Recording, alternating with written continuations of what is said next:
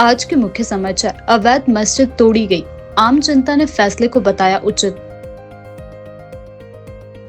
हिमाचल की सड़कों को दुरुस्त करना प्राथमिकता, विक्रमादित्य सिंह। स्पीति घाटी बन सकती है मैन एंड बायोस्फीयर रिजर्व। अमेरिकी महिला को मिला 129 साल पुराना रिकॉर्ड। मानसिंह ने एचआरटीसी कर्मचारियों पर हो रहे हमलों के खिलाफ उठाई आवाज। कैबिनेट बैठक के दूसरे दिन लिए गए बड़े फैसले। शिमला में 22 साल के युवक ने की आत्महत्या। अवैध मस्जिद के फैसले पर स्थानीय लोगों ने फैसले का किया स्वागत। अब समाचार विस्तार से। कोर्ट के आदेश पर शिमला में अवैध मस्जिद को गिराया गया। यह फैसला अब शहर में चर्चा का विषय बन चुका है। शिमला के लोगों का मानना है कि शिमला जैसे पर्यटन और प्रशासनिक शहर में इस तरह का अवैध निर्माण किसी भी हाल में स्वीकार नहीं किया जा सकता। यह मस्जिद अवैध रूप से बनाई गई थी। कोर्ट ने जो फैसला दिया है वह बिल्कुल सही है। कानून सब पर बराबर लागू होता है। ऐसी प्रतिक्रिया आम लोगों द्वारा शिमला में दी जा रही है। लोगों ने कहा कि प्रशासन ने कानून का पालन करते हुए सही कदम उठाया है और यह किसी धर्म के खिलाफ नहीं बल्कि नियमों के पक्ष में है। यह कार्यवाही धार्मिक भावना को ठेस पहुंचाने के लिए नहीं बल्कि कानून व्यवस्था को बनाए रखने के लिए ली गई है। मैं कल्पना शर्मा यहाँ की संजौली की जो है वो स्थायी निवासी हूँ। देखिए, ये फैसला बिल्कुल सही किया है। इसमें पहले जो संजौली की मस्जिद है वो 3 मंजिल तोड़ने का जो है वो कोर्ट ने फैसला दिया था। अब जो है वो नगर निगम आयुक्त जो हमारी शिमला के है उन्होंने जो है वो पूरी पाँचों की पाँचों मंजिल जो मस्जिद की है ये अवैध पाई है और जो है इसको तोड़ने का जो फैसला दिया है हम उनके फैसले का स्वागत करते हैं। और ये देखिए, ये फैसला उन्होंने शायद इसलिए दिया है क्योंकि ना ही वक्फ बोर्ड कोई इनको अपने कागज़ दिखा पाया है और ना ही जो है वो मस्जिद कमेटी है वो भी अपना कोई भी उनको मतलब अपना कोई भी पक्ष नहीं रख पाया है, उनको कोई भी कागज़ नहीं दिखा पाया है। तो हम यही समझते हैं कि जो कोर्ट उनका फैसला है नगर निगम आयुक्त का, नगर निगम कोर्ट का, वो एक सराहनीय है। नहीं, देखिए, ये जो भी है आपने देखा ही होगा कि कश्मीर में क्या हुआ है। जो हमारे 26 लोगों ने अपनी जान गंवाई है वो भी जाति और धर्म पूछकर। ऐसा तो ये तो बिल्कुल सरासर गलत है ना। ये पाकिस्तान की जो भी साजिश होती है यहाँ पर आकर ये आतंकवादी जो है ये तो ख़त्म होना चाहिए। बाकी जो भी हमारे प्रधानमंत्री जी ने अभी जो हमारी सेना है उनको कह दिया है जो वो करेंगे वो अच्छा ही करेंगे। देखिए, परिवार यहाँ पर नहीं बसे हुए हैं, जो है वो ये सब इनलीगल तरीके से ही यहाँ पर रह रहे हैं। आपने बहुत वीडियोस में भी देखा होगा, आपने न्यूज़ में भी देखा होगा कि जो भी पाकिस्तान से यहाँ पर है, देखिए उनके शौहर वहाँ पर रह रहे हैं। वो सिर्फ यहाँ पर बच्चा पैदा करने के लिए, यहाँ की आबादी बढ़ाने के लिए रह रही है महिलाएँ। नहीं, देखिए, ऐसा बिल्कुल भी नहीं है। अगर वो पाकिस्तान के हैं तो उनको पाकिस्तान को जाना ही पड़ेगा ना। उन्होंने जब यहाँ उनके शौहर वहाँ रहते हैं तो उनका रिश्ता यहाँ पर किसके साथ है, वो यहाँ पर किस उससे रह रहे हैं। हिमाचल प्रदेश की राजधानी शिमला के ढली थाना क्षेत्र के अंतर्गत शनान में एक युवक ने फंदा लगाकर आत्महत्या कर ली है। मृतक की पहचान 22 वर्षीय विजय के रूप में हुई है। विजय परिवार सहित शनान में किराए के कमरे में रह रहा था। बीते दिन वह करीब 11 बजे अपने कमरे में सोने गया था, जबकि परिजन दूसरे कमरे में सोए हुए थे। सुबह जब विजय की मां उसे जगाने गई तो अंदर से कोई भी जवाब नहीं मिला। दरवाजा बंद होने के कारण परिजनों ने दरवाजा तोड़ा और देखा कि विजय फंदे से लटका हुआ था। परिजनों ने तुरंत उसे नीचे उतारा और कमरे के फर्श पर लेटा दिया। मौके पर पहुंची पुलिस ने जांच के दौरान पाया कि फंदा छत में लगे एक हुक से बनाया गया था। मृतक के गले पर गहरे नीले रंग का निशान पाया गया, लेकिन शरीर पर किसी अन्य प्रकार की चोट का कोई भी निशान नहीं मिला है। ढली पुलिस ने मामला दर्ज कर शव का पोस्टमार्टम करवा लिया है। आत्महत्या के कारणों का अभी तक पता नहीं चल पाया है। पुलिस पूरे मामले की जाँच कर रही है और परिजनों के बयान दर्ज किए जा रहे हैं और मौके से कोई भी सुसाइड नोट अभी बरामद नहीं हुआ है। हिमाचल प्रदेश के लोक निर्माण मंत्री विक्रमादित्य सिंह ने आज एक प्रेस कॉन्फ्रेंस के दौरान अपना बड़ा बयान दिया। उन्होंने कहा कि प्रदेश के कई क्षेत्रों में सड़कों की हालत बहुत ही खराब है और उन्हें दुरुस्त करना हमारी पहली प्राथमिकता है। मंत्री विक्रमादित्य सिंह ने कहा कि जब तक स्थानीय जनता अपने जमीनी लोक निर्माण विभाग को सड़क निर्माण के लिए नहीं देती, तब तक कार्यों में प्रगति संभव नहीं है। हमारी योजनाएं जनता के सहयोग पर आधारित है। विक्रमादित्य सिंह ने साथ ही बताया कि वे लगातार दिल्ली जाकर केंद्र सरकार से हिमाचल के लिए सहायता की मांग भी करते हैं। उन्होंने कहा कि दिल्ली में मेरी केंद्रीय अधिकारियों से मुलाकात हुई है और मैंने हिमाचल की सड़कों की दयनीय स्थिति को उनके सामने रखा है। हमें केंद्र से सहयोग की आवश्यकता है। मंत्री विक्रमादित्य सिंह ने कहा कि हिमाचल में कई दुर्गम क्षेत्रों में सड़कें पूरी तरह से टूट चुकी है और मरम्मत की जरूरत रहती है। उन्होंने आश्वासन दिया है कि जैसे ही सहयोग और संसाधन उपलब्ध होंगे, सड़क निर्माण का कार्य तेजी से किया जाएगा। हम ये प्रयास कर रहे हैं कि प्रदेश में जो हमारा सड़कों का नेटवर्क है, सड़कों का जाल है, उसे लगातार मजबूत किया जाए। लगातार जो हमारे ग्रामीण क्षेत्र है, दूर दराज के क्षेत्र है, पिछड़े हुए क्षेत्र है, वहाँ पे सड़कों के मार्ग को मजबूत करना, ऑल वेदर कनेक्टिविटी होना बहुत महत्वपूर्ण है और उस दृष्टि से हमारी सरकार लगातार कार्य कर रही है। आप जानते हैं कि मैं हमेशा दलगत राजनीति से ऊपर उठकर प्रदेश हित में कार्य करने में विश्वास रखता हूं और लगातार हम दिल्ली जाकर भी हिमाचल के मसले, खास करके जो मेरे विभाग से संबंधित है, उस मुतलक मैं अपने विभाग के जो मंत्रालय के मंत्री हैं उनसे हम लगातार मिलते रहते हैं। चाहे वो ग्रामीण विकास मंत्री है, क्योंकि PMJSY की सैंक्शनिंग जो है वो ग्रामीण विकास मंत्रालय से होती है, और वैसे ही चाहे वित्त मंत्रालय है, चाहे रोड्स ऑफिस ट्रांसपोर्ट डिपार्टमेंट है, क्योंकि हमारा ये मानना है कि प्रदेश के हर क्षेत्र का समान विकास जब होना है तो उसमें इक्वल कंट्रीब्यूशन स्टेट का और सेंटर का होना चाहिए। यही हमारा जो ढांचा है, हमारा कॉन्स्टिट्यूशनल फ्रेमवर्क है, ये इस चीज़ को जो है वो तवज्जो भी देता है और इंश्राइंड है हमारे संविधान में कि मिलकर हमें राज्यों का और केंद्र शासित राज्यों का भी और वैसे भी जो राज्य हैं फुल फ्लेज स्टेट्स है उनका विकास करना है। तो उस दृष्टि से अभी मैं कुछ दिन पहले दिल्ली गया था और हमारे जो केंद्रीय मंत्री हैं, रूरल डेवलपमेंट के ग्रामीण विकास मंत्री है, मेरी उनसे मिलने का कार्यक्रम था, मगर उन्हें इमीडिएटली किसी कारण की वजह से जो है वो हैदराबाद जाना पड़ा। प्रधानमंत्री जी का वहाँ कार्यक्रम था, तो मैं MOS जो हमारे रूरल डेवलपमेंट के हैं उनसे हमने एक बहुत ही सकारात्मक चर्चा हिमाचल के मसलों के मद्देनज़र जो है वो करी है। और आप जानते हैं कि प्रदेश में PMJSY का 3 जो अभी हमारा चला हुआ है, जो अभी ऑलरेडी ऑनगोइंग है, इसमें हमारे जो है करीबन 3123 किलोमीटर और 43 अभी हमको हाल ही में करीबन 1-1.5 महीने पहले 43 ब्रिजेस की हमें स्वीकृति प्राप्त हुई है, जिसको मैंने प्राथमिकता पे पूर्व में उठाया था, जिसमें हमारे बहुत से क्षतिग्रस्त इलाकों के ब्रिजेस है, बंजार के ब्रिजेस है, आपके जो है पंडो का मंडी में ब्रिज है, आपके कांगड़ा के है, हमीरपुर के है, तो उसकी हमें सैंक्शनिंग प्राप्त हुई है। तो टोटल जो हमारे कार्य चल रहे हैं वो करीबन 3,345 करोड़ के हैं PMJSY 3 के। इसकी भी मैंने पूरी अपडेट उनको दिया है दिल्ली में कि किस तरीके से हम इसको एक समय के आधारित 18 महीने का इसमें टाइम फ्रेम है, उस 18 महीने में हम इसको करने का पूरा प्रयास कर रहे हैं।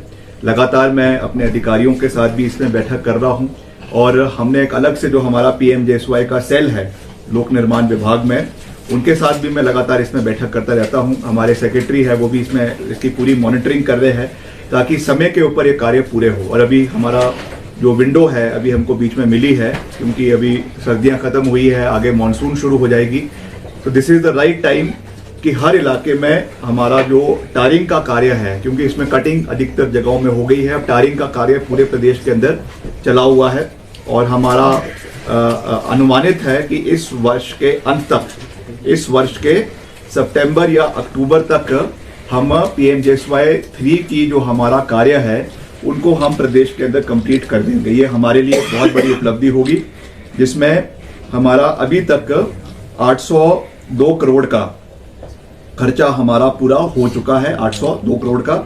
और इस साल जो हमारा 24-25 साल है, 24-25 वित्तीय वर्ष है, इसमें हम 905 करोड़ रुपए का जो है के अगेंस्ट 650 करोड़ का जो है वो खर्चा पूरा जो है वो करेंगे। Performance regarding better expenditure of 905 crore का हम जो है 9% जो ट्रांसपोर्टेशन है वो हमारा सड़कों के माध्यम से ही होकर गुजरता है। और उस दृष्टि से ये बहुत महत्वपूर्ण है कि हम अपनी सड़कों के जाल को बेहतर करें।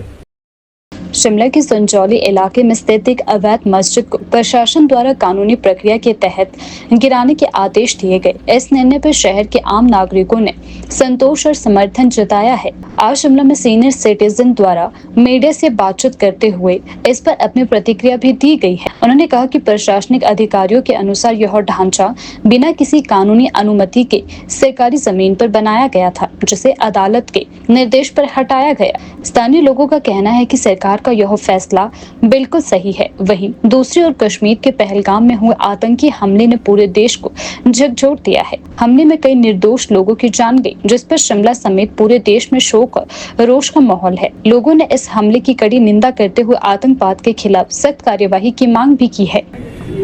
जहाँ तक संजौली की मस्जिद का एक हाईलाइट हुआ था नेशनल लेवल तक, ये मसला इसकी बेसिकली ऐसा हुआ था कि किसी दो लोगों ने झगड़ा करके और इस मस्जिद में छुप गए थे। फिर ये हाईलाइट हुआ कि ये क्या मसला है। वहाँ से जब जड़ तक गए तो ये जो मस्जिद की जगह है ना वक्फ बोर्ड की है ना किसी विशेष धर्म की है।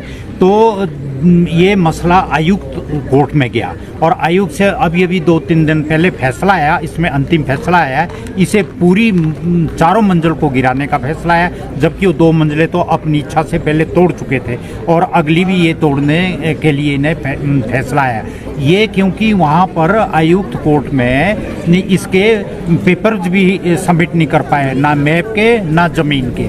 अपनी कोई भी ज़मीन वक्फ बोर्ड के नाम से नहीं है। तो हम तो कहेंगे म्युनिसिपल एक्ट में जो प्रावधान है, कोई डेविएशन होती है, अनऑथराइज्ड कंस्ट्रक्शन होती है, इलीगल कंस्ट्रक्शन होती है, तो ये मस्जिद ही अकेली नहीं और बिल्डिंगें भी आए दिन गिराने के ऑर्डर पारित होते हैं और गिरती हैं, टूटती हैं। तो ये भी उनमें से एक है। इसमें तो किसी को एतराज़ नहीं होना चाहिए और विशेष समुदाय जिन्होंने बनाई थी उन्हें भी एतराज़ नहीं है। और उन्होंने तो पीछे बोला भी था हमें ये इसलिए तोड़ने का काम डेफर किया है, हमारे पास तोड़ने के लिए इतना खर्चा नहीं है। तो हम लोगों ने भी एक सुझाव दिया था, अगर ऐसी बात है तो हम भी कंट्रीब्यूट करेंगे, पर जो इलीगल कंस्ट्रक्शन है इसको तोड़ो।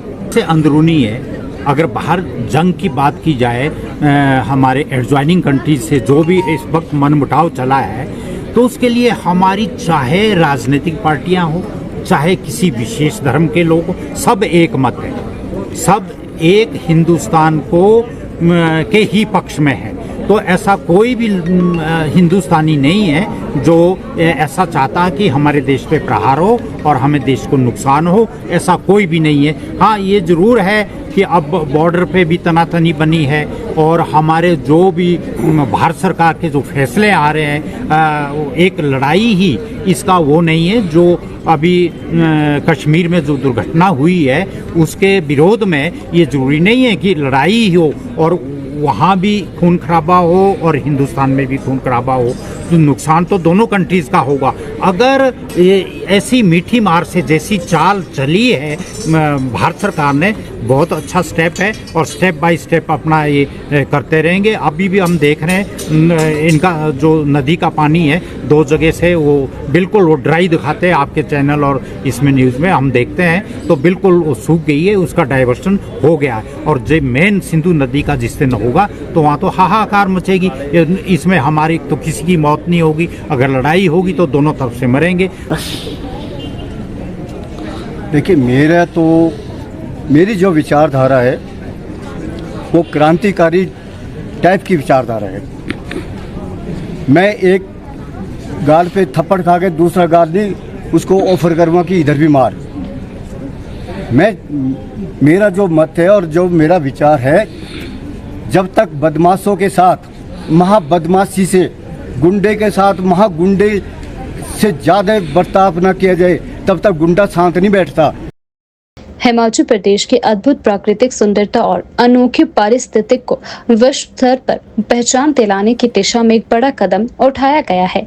भारत सरकार के पर्यावरण, वन एवं जलवायु परिवर्तन मंत्रालय के माध्यम से हिमाचल वन विभाग ने यूनेस्को को प्रस्ताव भेजा है, जिसमें स्पीति घाटी को मैन एंड बायोस्फीयर कार्यक्रम में शामिल करने का अनुरोध किया गया है। यह प्रस्ताव स्पीति घाटी के लिए एक शीत मरुस्थल क्षेत्र होने और यहाँ दुर्लभ बर्फानी तेंदुए की उपस्थिति को आधार बनाकर भेजा गया है। वर्तमान में स्पीति को भारत सरकार द्वारा शीत मरुस्थल बायोस्फीयर के रूप में नामित किया जा चुका है, लेकिन यह अभी तक यूनेस्को के MAB नेटवर्क में शामिल नहीं है।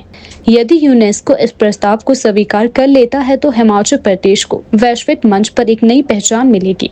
इससे स्पीति घाटी को अंतर्राष्ट्रीय मानकों के अनुसार विकसित करने का मार्ग प्रशस्त होगा और विश्व की प्रमुख फंडिंग एजेंसियों से सहयोग प्राप्त होने की संभावना बढ़ेगी। इसके अलावा यह क्षेत्र एक अनूठे पर्यटन गंतव्य के रूप में भी उभर सकता है, जिससे स्थानीय लोगों को रोजगार के नए अवसर प्राप्त होंगे। जानकारी के अनुसार यह प्रस्ताव इस समय यूनेस्को के विचाराधीन है। स्वीकृति मिलने पर स्पीति घाटी दुनिया के उन चुनिंदा स्थानों में शामिल हो जाएगी जिन्हें मानव एवं प्रकृति के संतुलन सह अस्तित्व के लिए संरक्षित किया गया है। हिमाचल पथ परिवहन निगम HRTC के ड्राइवरों और कंडक्टरों पर हो रहे लगातार हमलों को लेकर यूनियन ने कड़ा रुख अपनाया है। यूनियन के प्रवक्ता मान सिंह ने शिमला में पत्रकारों से बातचीत करते हुए कहा कि राज्य भर में निगम कर्मचारियों के साथ मारपीट की घटनाएं बढ़ती जा रही है, जिससे उनका मनोबल प्रभावित हो रहा है। उन्होंने सरकार और प्रशासन से मांग की है कि दोषियों के खिलाफ सख्त कार्यवाही की जाए और कर्मचारियों की सुरक्षा के लिए उचित कदम उठाए जाए। मान सिंह ने कहा कि हम जनता की सेवा में दिन रात काम करते हैं, लेकिन जब हमारे ही कर्मचारियों पर हमला होता है और दोषी खुलेआम घूमते हैं तो यह बेहद दुर्भाग्यपूर्ण है। यूनियन ने चेतावनी दी है कि यदि जल्द उचित कदम नहीं उठाए गए तो वे आंदोलन के लिए मजबूर होंगे। वो है प्रशासन और सरकार के पास पहुंचाते हैं। मैं ठाकुर मान सिंह, स्टेट प्रेसिडेंट हिमाचल पथ परिवहन निगम ड्राइवर यूनियन। जो ये हादसे हुए, जैसे कि नगल में हादसा हुआ और अड्डा फीस को लेकर हुआ, मैं पंजाब रोडवेज के सभी, मैंने पहले भी माननीय मुख्यमंत्री पंजाब रोडवेज को ये संदेश दिया था, उनको ये बताया था कि आपके पंजाब में जो हो रहा है, जैसे कि हादसा के नारे लिख देना, हमारी गाड़ियों के शीशे तोड़ना, उसके बाद हमारे ड्राइवरों को पीटना, और अभी हाल ही में जो वाकया हुआ है वो पंजाब रोडवेज के कर्मियों ने किया, जो कि ड्राइवर कंडक्टर है। बस अड्डे की फीस जो है बस अड्डे के अंदर लगती है, ना कि रोड पे लगती है। तो उन्होंने दादागिरी दिखाने के लिए हमारी बस को रोका। जब हमारी बस अड्डे के अंदर एंट्री नहीं हो रही है तो वो फीस किस चीज़ की देंगे। जब बात हुई, उन्होंने हमारे ड्राइवर को थप्पड़ मारा, वो बात होगी, उनका आपस में कोई बातचीत होगी। लेकिन अगले दिन जो उन्होंने किया, मैं सीधे शब्दों में कह देना चाहता हूं, जो सिसवा रोड पे हमारे कंडक्टर को उन्होंने, कुलदीप सिंह को उन्होंने पीटा। जो काले रंग की एक गाड़ी आई और उस गाड़ी में वो सवार होकर आए और हमारे कंडक्टर को नीचे उतारा और उसको रॉड और डंडों से मारा और उसके सारे कपड़े फाड़ दिए गए। ये सभी जो लड़ाई का कारण जो है पंजाब रोडवेज के कर्मचारी हैं। मैं निगम प्रबंधन से, मैं हिमाचल प्रदेश सरकार से, मैं पंजाब सरकार से वार लगाना चाहूँगा कि समय रहते जो पंजाब रोडवेज के ड्राइवर और कंडक्टर, एक सरदार जी हैं और एक मोने हैं, उनको समय रहते उनको टर्मिनेट किया जाए। अन्यथा हिमाचल पथ परिवहन निगम ड्राइवर यूनियन और कंडक्टर यूनियन कड़े निर्णय लेगी। कड़े निर्णय में हम पंजाब में पहले भी हमने गाड़ियां बंद की थी और अभी भी हम गाड़ियां बंद करने से गुरेज नहीं करेंगे, क्योंकि हमारा ड्राइवर जो कहीं सेफ नहीं है। और मैं एक हिमाचल सरकार से हम बार बार मांग उठा रहे हैं कि हिमाचल पथ परिवहन निगम के कर्मचारियों को, खासकर ड्राइवर और कंडक्टर को, मेडी पर्सन एक्ट जो मेडिकल विभाग में डॉक्टरों को के ऊपर लागू होता है, वो हमारे को भी लागू किया जाए। उसमें ऐसा होता है कि जैसे ही हमारे को कोई भारी आदमी हमारे को हाथ उठाता है तो सबसे पहली FIR लॉन्च हमारी तरफ से होती है। FIR लॉन्च पंजाब पुलिस ने की है, लेकिन बहुत ढीली उस पर कार्रवाई हो रही है। हम मांग करना चाहते हैं पंजाब सरकार से, हम मांग करना चाहते हैं माननीय मुख्यमंत्री सुखविंदर सिंह सुक्खू जी से कि हमारा ड्राइवर कंडक्टर जो सेफ नहीं है, अगर यही हालात रहे तो हिमाचल पथ परिवहन निगम ड्राइवर यूनियन और कंडक्टर यूनियन, आज भाई हमारे साथ नहीं है जो उनके जो कंडक्टर यूनियन के स्टेट प्रेसिडेंट है, हम दोनों कैटेगरी की यूनियन है जो मिलकर बिल्कुल भी पंजाब में जाने से मना कर देंगे। हिमाचल प्रदेश की राजधानी शिमला में चल रही 2 दिवसीय कैबिनेट बैठक के दूसरे दिन कई महत्वपूर्ण निर्णय लिए गए। मुख्यमंत्री की अध्यक्षता में आयोजित इस बैठक में राज्य के विकास, प्रशासनिक सुधार और जनहित से जुड़े विषयों पर चर्चा हुई। कैबिनेट के ये फैसले राज्य की जनता को राहत देने और विकास की गति को तेज करने की दिशा में मील का पत्थर साबित हो सकती है। मुख्यमंत्री ने बताया कि आने वाले समय में और भी नीतिगत निर्णयों की घोषणा की जाएगी। इस दौरान सरकारी कर्मचारियों की सेवा शर्तों, पेंशन सुधारों और विकास योजनाओं को लेकर महत्वपूर्ण प्रस्ताव सामने आए। कम्यूटेशन की मौजूदा प्रणाली में बदलाव पर भी चर्चा हुई। सरकार इसे अधिक व्यवहारिक और लाभकारी बनाने की दिशा में विचार कर रही है। शिक्षा, स्वास्थ्य और बुनियादी ढांचे से जुड़ी योजनाओं के लिए अतिरिक्त बजट आवंटन पर चर्चा हुई। कुछ जिलों में नई विकास परियोजनाओं को मंजूरी दी गई।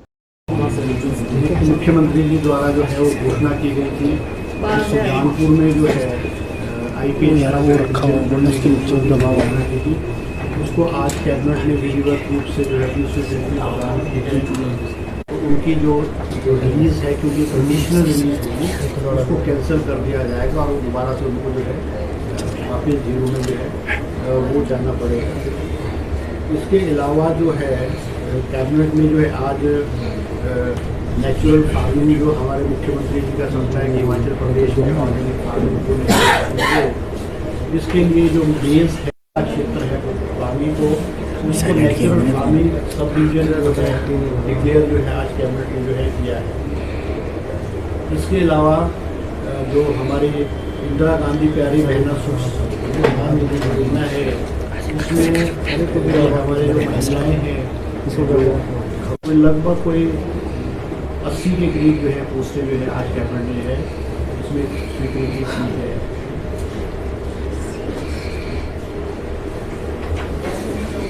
इसके अलावा कैबिनेट ने जो है आज 422 जो रूट्स हैं बसेस के, 422 बसेस के रूट्स उसको स्वीकृति प्रदान की है, ताकि हिमाचल प्रदेश का जो अनएम्प्लॉयड यूथ है उनको जो है स्वरोजगार के माध्यम से जो है रोजगार हो। और कैबिनेट ने जो पॉलिसी है, ट्रांसपोर्ट पॉलिसी है, जिसमें रेशियो थी कि 40-60 की रेशियो रूरल रोड्स और नेशनल हाईवे वाली जो रेशियो है वो 40-60 हुआ करती थी, उसमें छूट प्रदान करने के लिए अनुमति दी है, ताकि जो ये रूट्स एडवर्टाइज किए जाएंगे वो इकोनॉमिकली वायबल भी जो है रूट्स हों, इसलिए कैबिनेट ने स्वीकृति प्रदान की है। इसके अलावा आज कैबिनेट में जो TCP का एरिया है, TCP वाला एरिया है, जिसकी चर्चा कल भी कैबिनेट में प्रेजेंटेशन हुई थी और उसमें कहा गया था कि जो एरियाज है गैरेजेस के लिए, जो सड़कों के साथ गैरेजेस हैं जो बंद पड़े हैं, जो फ्लोर्स हैं, उनको जो है वो गैरेजेस के लिए और पार्किंग के लिए जो है खोला जाएगा। एक नॉमिनल जैसी तो स्क्वायर फीट के हिसाब से उससे चार्ज लिए जाएंगे। इसके अलावा जो एरिया है FRA वाला, उसमें भी रिलैक्सेशन जो है उसमें भी रिलैक्सेशन देने की जो है FRA के लिए उसमें GST की कंडीशन लागू नहीं है। और जो सिल्वर है और गोल्ड है कैटेगरीज है, इसमें GST की जो है आपको GST नंबर आपको लेना पड़ेगा। इसके अलावा कुछ रूम साइज, क्योंकि जो पुराने रूम से चल रहे हैं, क्योंकि नई पॉलिसी में कहा था इस तरह से और छोटी छोटी चीज़ जैसे स्ट्रक्चरल स्टेबिलिटी सर्टिफिकेट की मांग की गई थी, और NOC जो है रेजिडेंशियल वेलफेयर सोसाइटी से भी आपको लेना है, तभी आप NOC जो लेंगे तभी आप होम स्टे की रजिस्ट्रेशन करा पाएंगे। इस थोड़ी उन चीज़ों में जो है सरकार ने जो है आज कैबिनेट में जो है इसमें छूट दी है, और ताकि हिमाचल प्रदेश के जो ग्रामीण क्षेत्रों में हमारे डीजल था कि 100 रुपये 100 रुपीज़ प्रति किलोमीटर 1000 100 रुपये डीजल कैबिनेट में जो है जो पुराने रेट्स हैं म्यूनसिपल कॉरपोरेशन पालमपुर और म्यूनसिपल कॉरपोरेशन सोलन के, उनको पुराने रेट्स को ही बहाल किया है। एक प्रपोजल और कैबिनेट में आई थी, क्योंकि अभी हमारी सरकार ने बहुत सारे एरियाज़ को नगर पंचायत को नगर म्यूनसिपल कमेटीज़ में बनाया है और मर्ज एरियाज़, बहुत सारे मर्ज एरियाज़ को गवर्नमेंट बॉडीज़ में जोड़ा है।